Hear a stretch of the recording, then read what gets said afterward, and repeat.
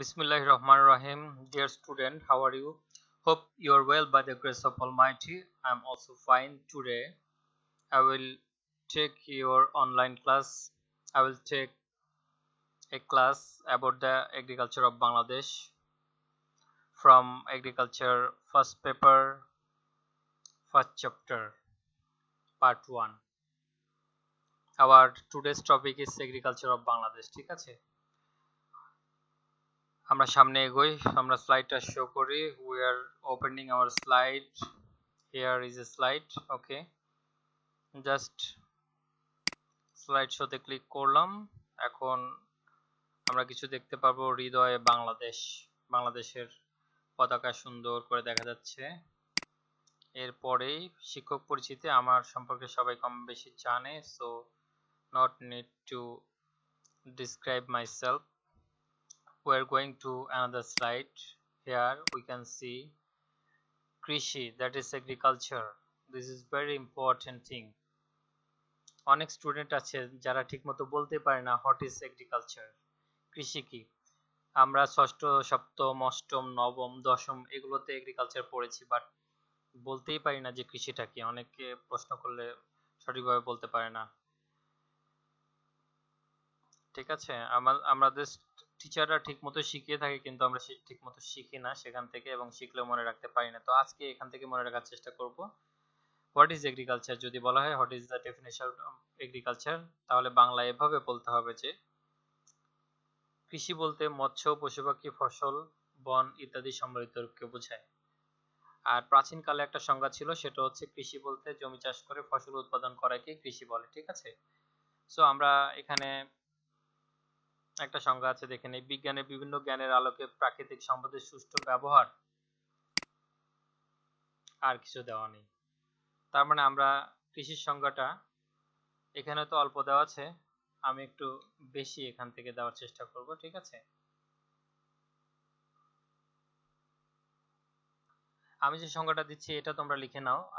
আমি বলি যে কৃষি হচ্ছে ফসল, গবাদি পশু, মাছ ও বনজ সম্পদ উৎপাদনের বিজ্ঞানসম্মত পদ্ধতি। আর আরেকটু সহজভাবে যদি বলি তাহলে মৎস্য, ফসল, পশু পাখি, বন ইত্যাদি সম্মিলিত রূপকেই কৃষি বলে। ঠিক আছে,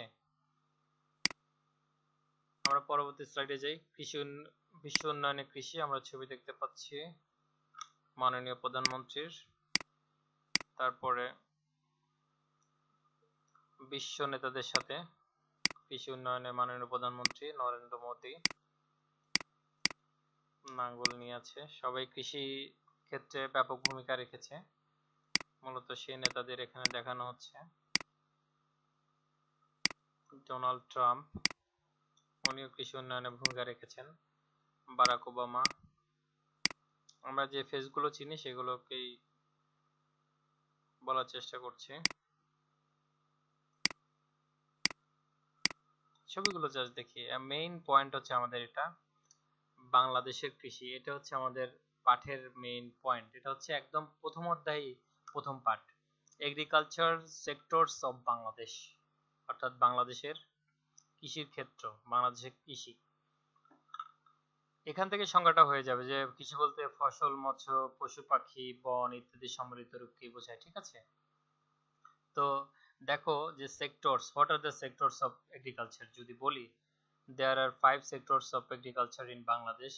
One is crops, ফসল, second one is মৎস্য অর্থাৎ fish, third one is cattle, গবাদি পশু, fourth one is poultry, and last one is forest, agriculture forest. ঠিক আছে, ফসল, মৎস্য, গবাদি পশু, পোল্ট্রি এবং কৃষি বনায়ন আমরা মনে রাখার চেষ্টা করব। প্রত্যেকটা জায়গা থেকে আমরা উপকারমূলক সামগ্রী পেয়ে থাকি। তো বাংলাদেশের কৃষিতে প্রথমে ফসল সম্পর্কে আলোচনা করব।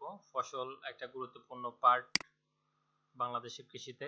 এই ফসল হচ্ছে দুই প্রকার, মাঠ ফসল এন্ড উদ্যান ফসল। আমি আবারও বলছি, crops is two types, one is field crops, another is horticulture crop. Horticulture crop মানে উদ্যান ফসল, আর field crops মানে হচ্ছে মাঠ ফসল। So we are going to another slide. দানা বা খাদ্য ফসল, এর মধ্যে আছে ধান, বার্লি, তারপরে গম, ভুট্টা, ঠিক আছে। এরপরে আছে ডাল জাতীয় ফসল যেমন মুগ, বিন,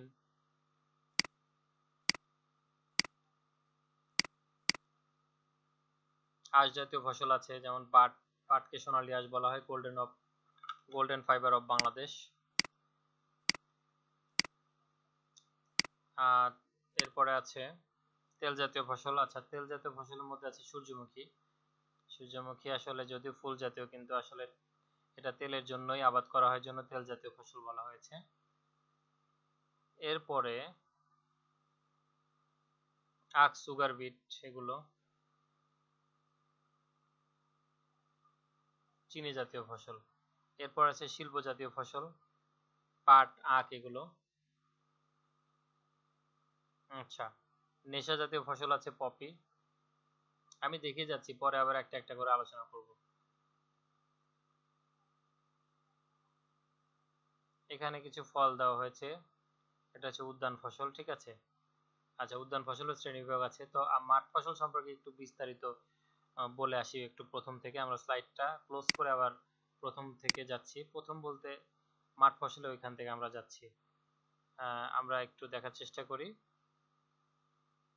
এখানে ছিল বাংলাদেশের কৃষি মূলত। এখান থেকে উদ্যান ফসল এবং মাঠ ফসল দুইটা আছে। তো উদ্যান ফসল, মাঠ ফসলের দানা ফসল কাকে বলে? দানা খাদ্য ফসল। দানা খাদ্য ফসল আসলে কি? গ্রামীণ পরিবারভুক্ত যেসব ফসলের দানা খাদ্য হিসেবে ব্যবহার করা হয় সেগুলোকে দানা খাদ্য ফসল বলে। উদাহরণ হিসেবে এখানে ধান আছে, বার্লি আছে, তারপরে গম আছে, ভুট্টা আছে। এরপরে হচ্ছে ডাল জাতীয় ফসল কাকে বলে? ডাল জাতীয় ফসলও কিন্তু মাঠ ফসল। শিম জাতীয় যেসব মাঠ ফসলে বীজ ডাল খাদ্য হিসেবে ব্যবহার করা হয় সেগুলো হচ্ছে ডাল জাতীয় ফসল, যেমন এখানে মুগ, বিন দেওয়া আছে। মুগ, বিন দেওয়া আছে। আচ্ছা, এরপরে হচ্ছে আঁশ জাতীয় ফসল। আঁশ জাতীয় ফসল কাকে বলে আগে এটা জানবো। যেমন যেসব ফসল হতে আঁশ পাওয়া যায় সেগুলোকে আঁশ জাতীয় ফসল বলে, ফাইবার ক্রপস বলা হয়েছে। তো পাট হচ্ছে ফাইবার ক্রপস এর একটা উদাহরণ। এরপরে আমরা আরেকটি ফসলে যাব যেটাও মাঠ ফসল, তেল জাতীয় ফসল। তেল জাতীয় ফসল কাকে বলে? এটা হচ্ছে ওয়েল সিড ক্রপ আর কি। যেসব ফসলের বীজ হতে তেল পাওয়া যায় সেগুলোকে তেল জাতীয় বা তেল বীজ ফসল বা ওয়েল সিড ক্রপস বলা হয়। যেমন কি কি আছে? চীনা বাদাম আছে, সূর্যমুখী আছে, সরিষা, তিল, তিসি, সয়াবিন, এগুলো আছে। এখানে সূর্যমুখী দিয়ে দিয়েছে, দেখা যাচ্ছে। এরপরে যেটা আছে সেটা হচ্ছে চিনি খাদ্য ফসল, ঠিক আছে। চিনি জাতীয় ফসল আর কি। চিনি জাতীয় ফসল কাকে বলে? সুগার ক্রপস যেটা, সেটা হচ্ছে যেসব ফসল হতে চিনি ও গুড় উৎপাদন করা হয় সেগুলোকে চিনি জাতীয় ফসল বা চিনি উৎপাদক ফসল বলে, যেমন আখ, সুগার বিট, এগুলো। ছবিতে শিল্প ফসল দেখা যাচ্ছে। শিল্প ফসল মূলত কি এটা জানবো। শিল্প ফসল হচ্ছে কারখানায় কাঁচামাল যোগান দিতে যেসব ফসল উৎপাদন করা হয় তাকে শিল্প বা বাণিজ্যিক ফসল বলে। যেমন পাটটাকে আমরা আঁশ ফসলও জানি, ফাইবার ক্রপস জানি, আবার আখটাকে চিনি ফসল জানি, কিন্তু এগুলো আবার শিল্প ফসল কেন? আগের ছোবড়া থেকে কাগজ তৈরি করা হয়, আবার পাট থেকে কিন্তু কাপড়, এগুলো তৈরি, চট, এগুলো তৈরি করা হচ্ছে। এই জন্য পাট যদিও ফাইবার ক্রপস এখন শিল্প ফসল বা ইন্ডাস্ট্রিয়াল ক্রপস। তারপরে আখের ক্ষেত্রে এটা যদিও চিনি জাতীয় ফসল বা sugar crops, now this time আমি বলতে পারি যে আখ ও এক ধরনের শিল্প ফসল বা ইন্ডাস্ট্রিয়াল ক্রপস। তো এরপরে আরো বিভিন্ন বিভিন্ন ছবি দেখব। নেশা জাতীয় ফসল, এটাও মাঠ ফসল। এটা কি? এখানে পপি দেখতে পাচ্ছি। পপি অনেক মানুষের নামও হয়, কিন্তু পপি আসলে নেশা জাতীয় একটা ফসল। তো নেশা ফসল কাকে বলে সংজ্ঞাটাকে জানবো। নারকোটিক ক্রপস কাকে বলে? যেসব ফসল নেশা জাতীয় পদার্থ উৎপাদনের জন্য আবাদ করা হয় সেগুলোকে নেশা জাতীয় ফসল বলা হয়েছে। ঠিক আছে, তো এটা পপি। আরো আছে তামাক, গাঁজা, আফিম, পান, এগুলো সবই নেশা জাতীয়। এরপরে আমরা উদ্যান ফসলের শ্রেণীবিভাগ জানবো। তবে আমি আবারও বলি, মাঠ ফসলের মধ্যে কি কি আছে: দানা ফসল, তেলবীজ বা অয়েল সিড ক্রপস, ডাল ফসল বা পালস ক্রপ, চিনি উৎপাদক ফসল বা সুগার ক্রপস, আঁশ জাতীয় ফসল বা ফাইবার ক্রপস, পানীয় ফসল বা ড্রিঙ্কস ক্রপ, নেশা জাতীয় ফসল বা নারকোটিক ক্রপস, তারপরে পশু খাদ্য ফসল বা ফডার ক্রপস, সবুজ সার ফসল বা গ্রিন ম্যানিওর ক্রপস, শিল্প বা বাণিজ্যিক ফসল বা ইন্ডাস্ট্রিয়াল ক্রপস, এগুলো সবই হচ্ছে মাঠ ফসল। এবার আমরা উদ্যান ফসল সম্পর্কে জানি। উদ্যান ফসলে যে ফুল, ফল, মশলা, সবজি এবং ঔষধি যেগুলো আছে এগুলো উদ্যান ফসল। ডালিম দেখতে পাচ্ছি, ডালিম একটা উদ্যান ফসল। আঙ্গুর, সবই উদ্যান ফসলের প্রকৃষ্ট উদাহরণ। ফুল দেখতে পাচ্ছি, ফুল একটা উদাহরণ ফসল। আচ্ছা, ফসল গেল, এবার আছে মৎস্য। মানে কৃষির একটা সেক্টর নিয়ে আমরা এতক্ষণ আলোচনা করলাম। এবার মৎস্য। মৎস্য কাকে বলে তোমরা সবাই জানো। শীতল রক্ত বিশিষ্ট জলজ মেরুদণ্ডী প্রাণী যাদের জোড় পাখনা আছে, ফুলকার সাহায্যে শ্বাসকার্য চলে, তাকে মৎস্য বলা হয়েছে। দেখতে পাচ্ছি একটা লোক, একজন মহিলা, দুইজন মিলে তারা মাছ শিকার করছেন জাল দিয়ে। এখানে অনেক বড় একটা মাছ ধরে রেখেছেন উনি, এখানে জাল দিয়ে মাছ শিকার করা হচ্ছে।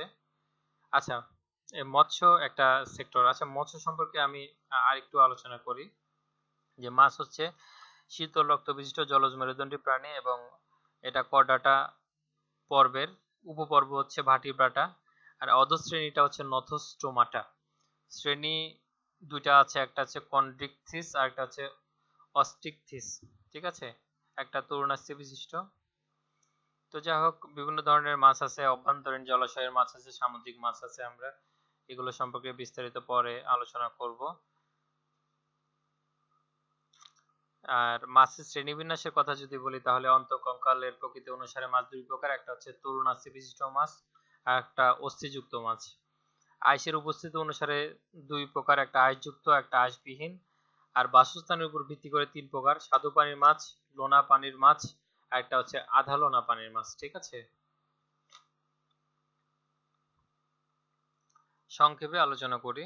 আমরা মৎস্য নিয়ে যদি আলাদা আলোচনা করতে চাই তাহলে আলাদা স্লাইড তৈরি করে আলোচনা করব। এবার গবাদি পশু সম্পর্কে আলোচনা করি। গবাদি পশু চিত্র দেখতে পাচ্ছি, গরু, ছাগল, ভেড়া, মহিষ, এগুলো গবাদি পশুর মধ্যে পড়ে।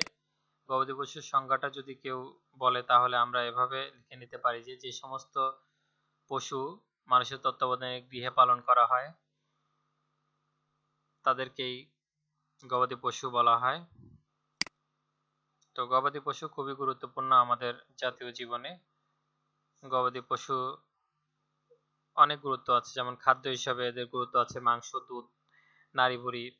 তারপরে কৃষি কাজে গবাদি পশু ব্যবহার করা হয়, জমি চাষ করতে, ফসল মারাই, শস্য নিড়ানি, বৈদেশিক মুদ্রা অর্জনে গবাদি পশুর ব্যবহার আছে। চামড়াজাত দ্রব্য রপ্তানি করে, তারপরে মাংস, দুধ এগুলো খাওয়া যায়। হাড়, শিং, খুর এগুলো দিয়ে কিন্তু অনেক কিছু হয়। রক্ত, পশম, তারপরে দাঁত, চুল, চর্বি এগুলো সবকিছুই বৈদেশিক মুদ্রা অর্জনে ভূমিকা রাখে। আত্মকর্মসংস্থানেও এবং দরিদ্র দূরীকরণে গবাদি পশুর ব্যাপক ভূমিকা রয়েছে। এরপরে আমরা কৃষির আরেকটা সেক্টরে চলে যাই, পোল্ট্রি। পোল্ট্রি কাকে বলে যদি সংজ্ঞাটা বলি তাহলে এরকম আসবে: এবি শ্রেণী যেগুলো সবই পোল্ট্রি, তবে যে সমস্ত প্রাণী মানুষের তত্ত্বাবধানে গৃহে লালিত পালিত হয় ডিম এবং মাংসের উদ্দেশ্যে তাদেরকে পোল্ট্রি বলা হয়। এরা উঠতেও পারে। এখানে পোল্ট্রিকে দেখতে পাচ্ছি আমরা। পোল্ট্রি বলতে শুধু কি মুরগিকে বোঝাবে? অনেকে মনে করতে পারে যে আসলে পোল্ট্রি বলতে মুরগিকে বোঝাবে, আসলে তা কিন্তু নয়। ঠিক আছে, পোল্ট্রি বলতে বোঝাবে হচ্ছে যাদের ডানা আছে এবং মানুষের তত্ত্বাবধানে লালিত পালিত হয়। হাঁসও এক ধরনের পোল্ট্রি। ঠিক আছে, কোয়েল, কবুতর, তিতির সব পোল্ট্রি। তো পোল্ট্রির অনেক গুরুত্ব আছে, খাদ্য পুষ্টি হিসাবে আছে, আয়ের উৎস হিসাবে, কর্মসংস্থান বৃদ্ধিতে, জৈব সার, তারপরে শিল্প উন্নয়নে এবং এদের পালক বা হাড়, রক্ত, নাড়ি ভুঁড়ি এগুলো উপজাত দ্রব্য হিসাবে, বিনোদন হিসাবে এটার গুরুত্ব আছে, পরিবেশ উন্নয়নে ভূমিকা রাখে এরা।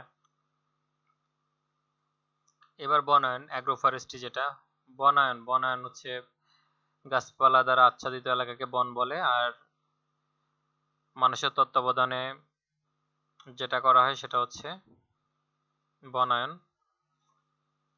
তো যাই হোক, বন ও কৃষির একটা সেক্টর, এটাও খুবই গুরুত্বপূর্ণ। আমরা আরেকটু বন দেখা নেওয়ার চেষ্টা করব। এটা হচ্ছে ম্যানগ্রোভ ফরেস্ট।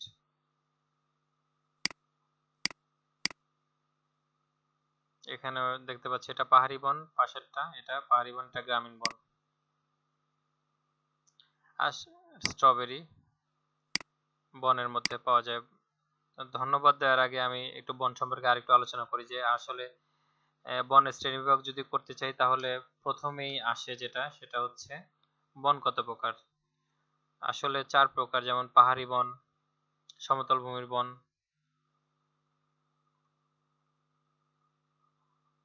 আর কি হতে পারে, সামাজিক বন,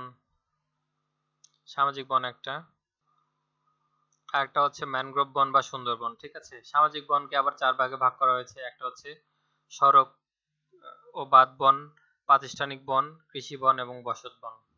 যাই হোক, এখানে যা বলেছি বিস্তারিত আবার আলোচনা করব আমাদের পরবর্তী আরেকটা চ্যাপ্টারে। সবাই ভালো থাকবা, সুস্থ থাকবা, সকলকেই ধন্যবাদ। আজকে আমরা তাহলে কি কি জানলাম আমি যদি একটু রিভিউ করি।